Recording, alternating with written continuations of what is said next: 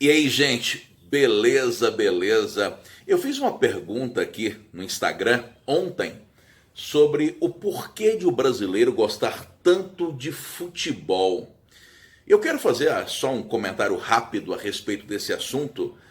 É importante falar sobre isso, sobre futebol, pelo seguinte, primeira coisa, várias civilizações registraram esportes próximos desse que nós chamamos de futebol.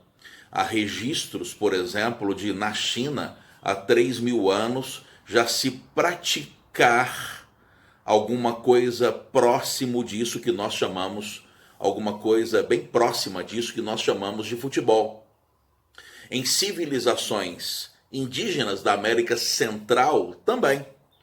Na Idade Média, havia um tipo de futebol interessante, e em muitos desses episódios, o pior jogador de uma partida, né, perdia a cabeça. Jogava-se futebol, por exemplo, com cabeças de pessoas. Tá, mas eu não quero falar dessa história macabra do futebol, não. O que eu quero que você entenda é que o futebol, como nós conhecemos hoje, é uma bela simulação de uma batalha medieval, por exemplo. Você tem o campo de batalha e ganha aquele que acertar mais vezes a casa do outro, aquele que invadir o castelo alheio. E é interessante porque até a disposição do time, as estratégias, assemelham-se, por exemplo, à maneira como o exército tentava invadir a casa inimiga. Você tem zagueiros, goleiros, os guardiões do castelo. Você tem os meias, que fazem os lançamentos, os flecheiros. E os malucos dos atacantes que tentam invadir a casa do inimigo. É interessante como que em batalhas medievais, por exemplo, sempre alguém empunhava a bandeira representando o seu reino. No caso do futebol atual, a bandeira virou a camiseta, o brasão, o sentimento de pertencimento. É essa nação que eu defendo.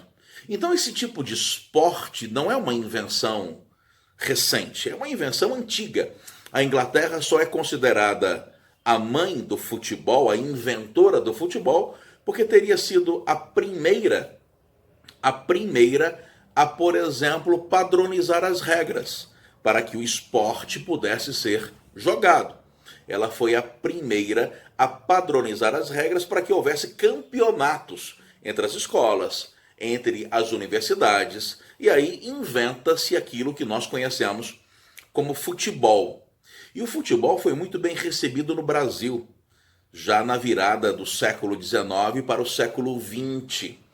Então, tudo bem, eu entendo que Getúlio Vargas foi fundamental para a diversificação do futebol, porque ele queria encontrar alguma ferramenta construtora de uma identidade nacional. Ele foi importante demais. Mas não é só Getúlio Vargas, tá? Não foi só Getúlio Vargas, há uma série de fatores. Até porque essa coisa de fazer propaganda de um sentimento nacional e buscar uma identidade nacional, isso é muito mais antigo. Isso é muito mais antigo.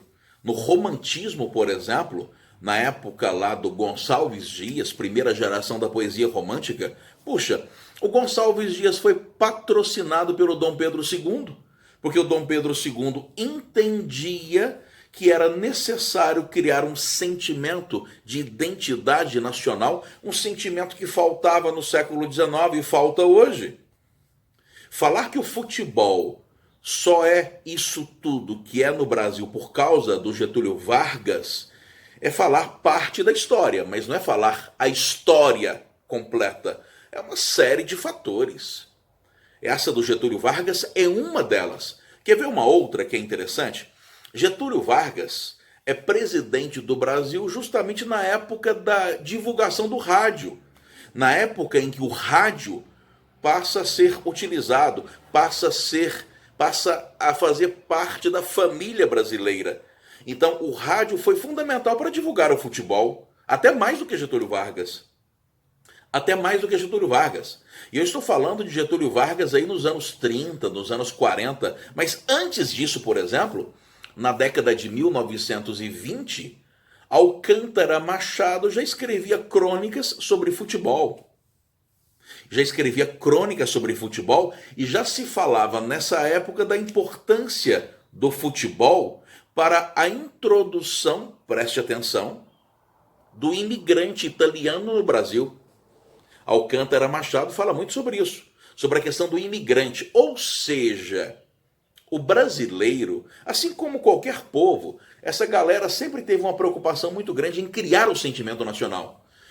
Por que você acha que o chá é representante do inglês? Isso não é espontâneo.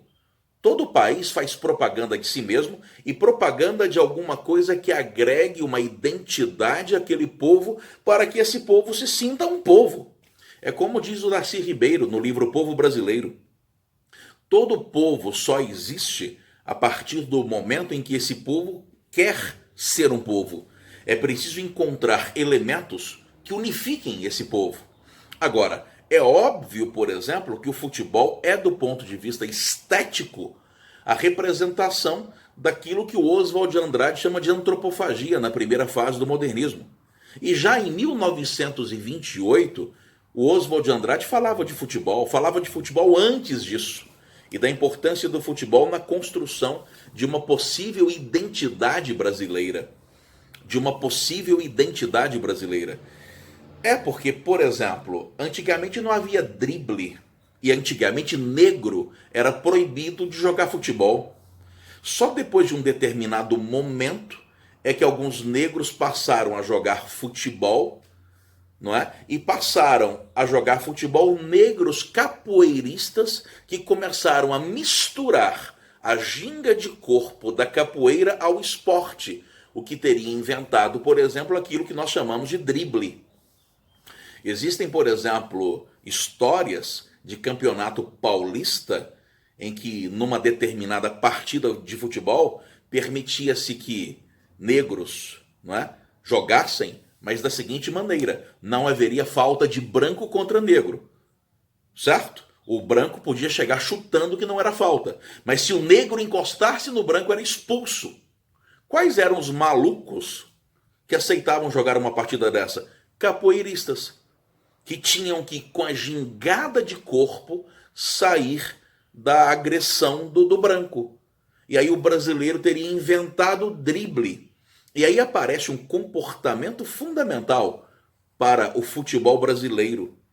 O futebol brasileiro, essa mistura entre elementos diversos, o afrodescendente, o futebol brasileiro, o futebol europeu, tudo isso inventando alguma coisa a partir da qual o brasileiro poderia se orgulhar. E no caso do Brasil, o futebol foi a primeira ferramenta de ascensão social do negro e do mulato. Pelé, por exemplo, foi o primeiro negro a entrar na Casa Branca como convidado. Daí, essa importância estética, cultural, sociológica do futebol. E é claro que Getúlio Vargas faz propaganda disso. Claro, mas não foi só isso. Há uma série de coisas. Há, por exemplo, a questão da ascensão do rádio, mais tarde da ascensão da TV. Isso tudo foi importante. É um esporte com regras fáceis de serem entendidas, barato. Você pode praticar futebol no pátio da escola. 2 chinelos viram gol. Qualquer coisa vira uma bola. É fácil compreender a regra, é fácil praticar, é fácil jogar. E o futebol foi a primeira... Lembre-se disso. Principalmente aí meus alunos que vão fazer redação, ó.